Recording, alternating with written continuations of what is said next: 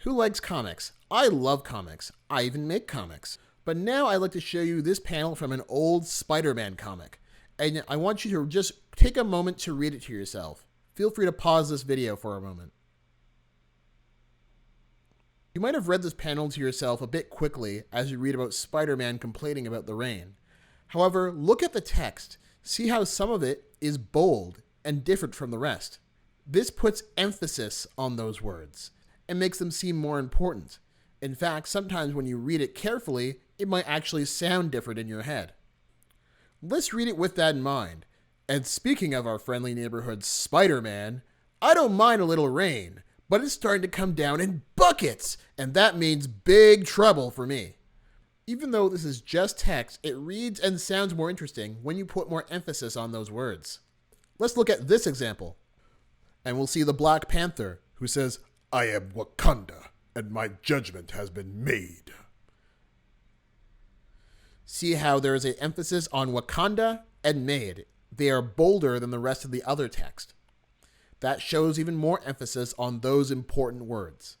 In Twine, we can also do that to add more emphasis on certain words. So we're going to go over to our very first untitled passage over here. And we're going to change some of the text in this statement so that it looks a bit more fancy. So let's say we're going through this statement and we want to put more emphasis on really hungry, just to make it bold and emphasize that we are very, very hungry as we get out of school. So we're going to go over to the very start of where it says really hungry, and we're going to type in 2 apostrophes. Now, this might be a bit confusing, but this is different from quotation marks, even though they are the same button. You're not going to press shift. It's going to look like a quotation mark, but it's not. You're just putting 2 apostrophes there, and they're a bit more spaced out than quotation marks, so you can tell the difference. Now, if you remember what I said earlier, if you open a bracket, you must close it.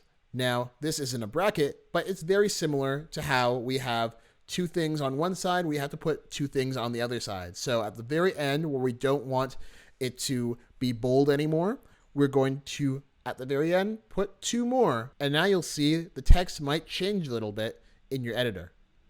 So now I'm going to X out of here, and I'm going to press play.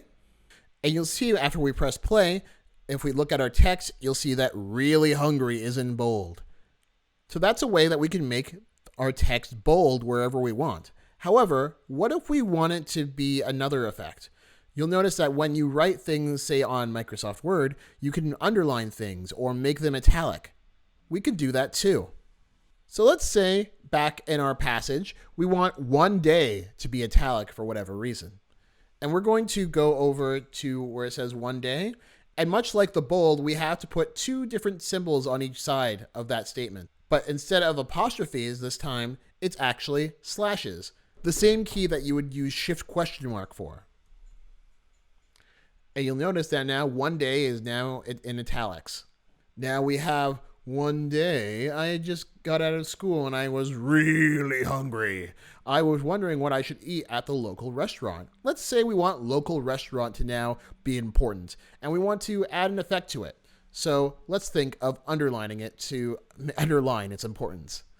Now, underlining is a little bit different from the other ones because you actually need to write code here. So you're going to write the following: pointy bracket, U, and end pointy bracket, just like that.